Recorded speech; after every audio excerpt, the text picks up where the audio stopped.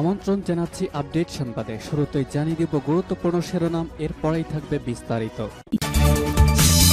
এবার ইরাকে হামলার পরিকল্পনা করছে ইসরায়েল। আরও থাকছে ইয়েমেনে যোদ্ধাদের হামলায় ইসরায়েলের বন্দরে বড় ক্ষতি। আরও জানিয়ে দিব গাজায় যোদ্ধাদের সিদ্ধান্তে হতাশ মিশরের হুমকি।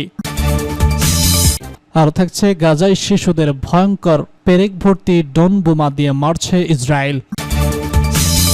আরও থাকছে আমিরাতের কাছে এমবিআর চিপ বিক্রিতে ভয় আমেরিকার। সর্বশেষ জানাবো ইউক্রেন সরকারের রদবদল, নতুন প্রধানমন্ত্রী নিয়োগ।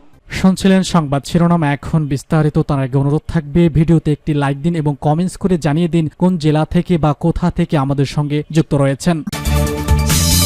এবার ইরাকে হামলার পরিকল্পনা করছে ইসরায়েল। মধ্যপ্রাচ্যকে দীর্ঘযুদ্ধের দিকে টেনে নিয়েছে ইসরায়েল। দেশটি একের পর এক প্রতিবেশীদের সঙ্গে যুদ্ধে জড়িয়েছে, তারপরও থেমে নেই ইসরায়েলি আগ্রাসন।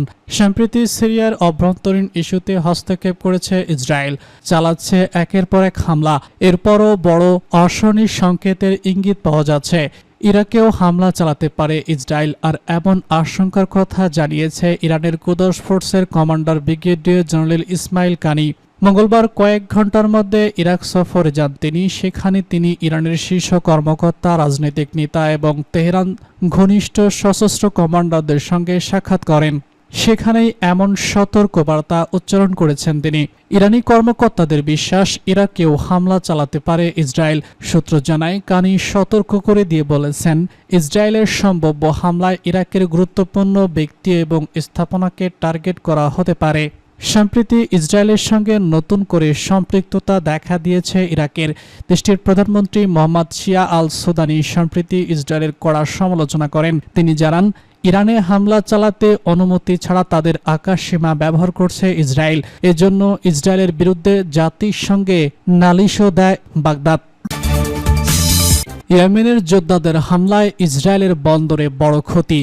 বারবার বিমান হামলা চালিয়ে ইসরায়েল কোনোভাবেই ইয়েমেনের যোদ্ধাদের থামাতে পারছে না, বরং প্রতিবার ইসরায়েলের দ্বিগুণ শক্তিতে পাল্টা আঘাত আনছে হুতি বিদ্রোহীরা। সেই ধারা অব্যাহত থাকায় এবার আর্থিক ক্ষতিতে বড় বিপদের মুখে ইসরায়েলের গুরুত্বপূর্ণ একটি বন্দর। লোহিত সাগরের তীরে অবস্থিত ইসরায়েলের এইলাত বন্দর, কিন্তু ইয়েমেনের বিদ্রোহীদের ক্রমাগত হামলার কারণে এই বন্দরের আয় কমে গেছে। বাধ্য হয়ে রোববার থেকে এই বন্দরের সব কার্যক্রম স্থগিতের ঘোষণা দেওয়া হয়েছে। ইসরায়েলের বাণিজ্যিক এবং অর্থনৈতিক বিষয়ক মুখপাত্র ক্যালভিস্টের বরাতে এমন খবর পিছিয়েছে মিডল ইস্ট আই। এই পত্রিকা জানায়, এইলাত পুরসভা বন্দরের ব্যাপক হিসাব ফ্রিজ করেছে। ট্যাক্স আনাদায়ের এমন ব্যবস্থা নিয়েছে এইলাত পৌরসভা। এর আগে বুধবার ইসরায়েলের শিপিং ও পেট অথরিটি জানায়, চলমান সংঘাতের কারণে অর্থনৈতিক সংকট দেখা দিয়েছে। এজন্য এইলাত পৌরসভা বন্দর ব্যবস্থাপনা কমিটিকে জানিয়েছে, পৌরসভার দেনা আদায়ের বন্দরে ব্যাপক হিসাব জব্দ করা হয়েছে। গত বছর থেকে এহাদ বন্দরের আয় কমতে থাকে, বিশেষ করে ইয়েমেনের বিদ্রোহীদের হামলার কারণে পণ্যবাহী জাহাজ ভূমধ্য সাগরীয় বন্দর আশদোদ এবং হাইফাই ঘুরে দেওয়া হয়। তবে এভাবে ঋণের দায়ে একটি বন্দর বন্ধ হয়ে যাওয়াকে ইসরায়েলের আর্থিক ক্ষতি এবং বিদ্রোহীদের বিজয় হিসেবে দেখা হচ্ছে। গাজায় যোদ্ধাদের সিদ্ধান্তে হতাশ মিশরের হুমকি। ফিলিস্তিনের গাজায় যুদ্ধবিরতির চেষ্টা চালাচ্ছে মিশর সহ মধ্যপ্রাচ্যের কয়েকটি দেশ। তারা মূলত মধ্যপ্রাচ্যের ভূমিকায় নেমেছে, কিন্তু হামাস তাদের কাঙ্ক্ষিত সহযোগিতা করছে না বলে অভিযোগ রয়েছে। এবারের প্রচেষ্টায় যা আরও স্পষ্ট হয়েছে। 12 দিনের ইরান ইসরায়েল সংঘাত বন্ধের পর মার্কিন প্রেসিডেন্ট ডোনাল্ড ট্রাম্প গাজায় যুদ্ধবিরতির উদ্যোগ নেন। তার আহ্বানে আন্তর্জাতিক সম্প্রদায় এক সম্ভাব্য যুদ্ধবিরতির প্রস্তাবনা নিয়ে কাজ করছে, কিন্তু গাজায় যুদ্ধবিরতি চুক্তি গ্রহণে হামাস স্বীকৃতি জানিয়ে আসছে। এবার ইসরায়েলের বিরুদ্ধে কোনো অপরাধও গড়ে তুলতে পারছে না। তবুও হামাস গোয়ামি করার মিশন বিরক্ত। দেশটির চুক্তি মেনে নিতে হামাসকে চাপের পাশাপাশি হুমকিও দিয়েছে। একজন আরব কূটনীতিক টাইম অব ইসরায়েলকে জানিয়েছেন, মিশর হামাসের উপর বিরক্ত। কাতারে তাদের প্রতিনিধি দল গাজায় যুদ্ধবিরতি চুক্তি গ্রহণে স্বীকারোক্তি জানানোর জন্য হামাসের প্রতিনিধি দলকে হুমকি দিয়েছে। এই কূটনীতি বলেছেন মিশর হামাসকে যুদ্ধবিরতি মেনে নিতে চাপ দিচ্ছে। কূটনৈতিক নিশ্চিত করেছেন মিশরীরা হামাস প্রতিনিধিদের প্রধান খালিল আল হাইয়াকে নির্বাসনের হুমকি দিয়েছে এবং চুক্তি গ্রহণে স্বীকারোক্তি জানানোর জন্য তাকে অপমান করেছে। মধ্যপ্রাচ্য প্রচেষ্টার সঙ্গে জড়িত দ্বিতীয় একটি সূত্র জানিয়েছে হামাসের প্রতি মিশরের ক্ষোভের কারণ হলো কায়রো মনে করে হামাস আলোচনা করতে যাচ্ছে না। সূত্র বলছে মধ্যস্থতাকারী এখনও হামাসের প্রতিক্রিয়ার জন্য অপেক্ষা করছেন।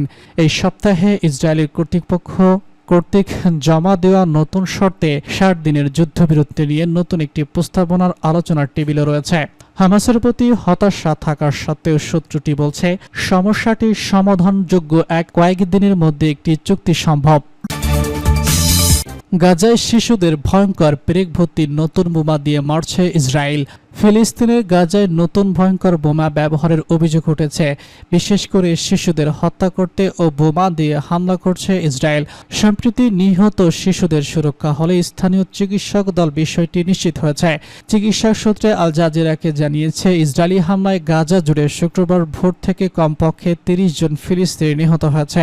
অবরুদ্ধ এবং বোমাবর্ষণ কবলিত উপত্যকায় স্বাস্থ্য ব্যবস্থার করুণ দশা বর্ণিত। প্রতিদিনের আহতদের চাপে চিকিৎসকদের বাছাই করে চিকিৎসা দিতে ব্যর্থ হচ্ছে। শুক্রবার সর্বশেষ গণহত্যার মধ্যে পূর্ব গাজার শহর তোফা এলাকায় ইসরায়েলি হামলায় 3 জন নিহত হয়েছে। উত্তর গাজায় জাবালিয়া আল জাবা ইসরায়েলি বিমান হামলায় 5 জন নিহত হয়েছে। এর আগে দক্ষিণ গাজায় আল সামরিতে বাস্তুচ্যুত ফিলিস্তিনিদের আশ্রয়কেন্দ্রে ইসরায়েলি হামলায় বড় ধরনের আগুন লেগেছে এবং শিশুসহ কমপক্ষে 5 জন নিহত হয়েছেন। আল সাওয়ারিতে রোববার মারাত্মক ইসরায়েলি বোমা বর্ষণের ঘটনা ঘটছে। মরিয়া হয়ে সাহায্যের সন্ধানে থাকা 7 জনকেও হত্যা করেছে ইসরায়েলি বাহিনী। আল জাজিরার সাংবাদিক দাতা হানি মাহমুদ বলেছেন শিশুসহ আহতদের নাসের হাসপাতালে স্থানান্তর করা হয়েছে।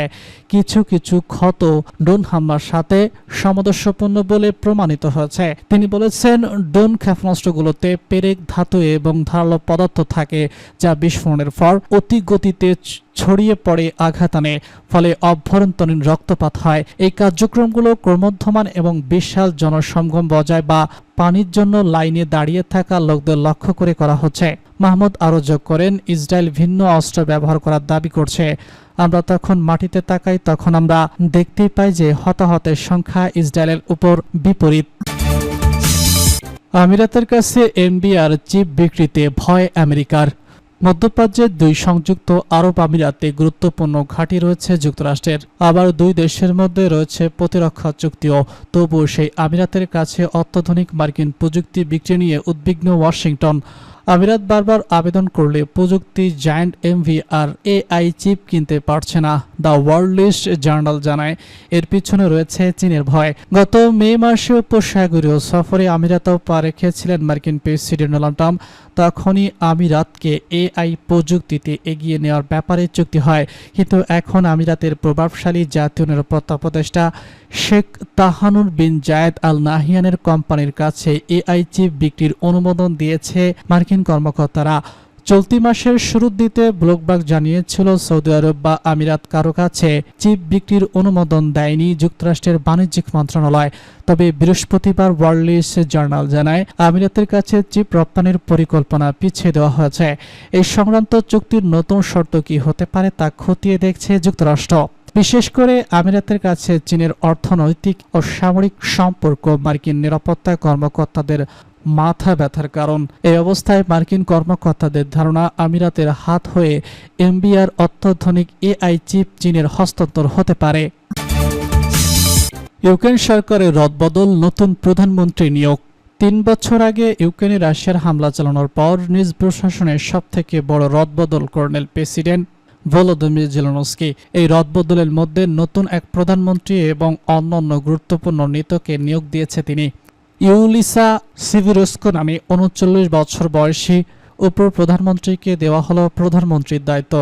এর ফলে ড্যানিশ স্যামিহেলের স্থলাভিষিক্ত হলেন তিনি। স্যামিহেল 2020 সাল থেকে প্রধানমন্ত্রীর দায়িত্ব পালন করছেন।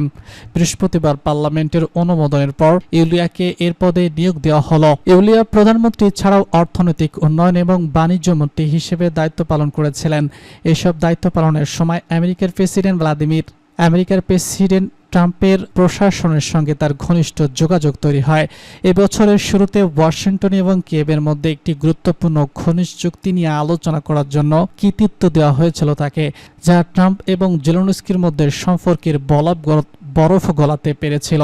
দায়িত্ব গ্রহণের পর ইউলিয়া সামাজিক মাধ্যমে বলেছেন তিনি দেশীয় অস্ত্রের উৎপাদন এবং সশস্ত্র বাহিনীর শক্তি বাড়ানোর পাশাপাশি অর্থনৈতিক মজবুত করবেন। এদিকে 50 বছর বয়সী পররাষ্ট্রমন্ত্রী আন্দি বিহি হাসান নিজ পদে বহাল থাকবেন। তবে বিদায়ী আইনমন্ত্রী 39 বছর বয়সী হেগলা টিফকে নিয়োগ করেছেন আমেরিকার পরবর্তী রাষ্ট্রদূত হিসেবে।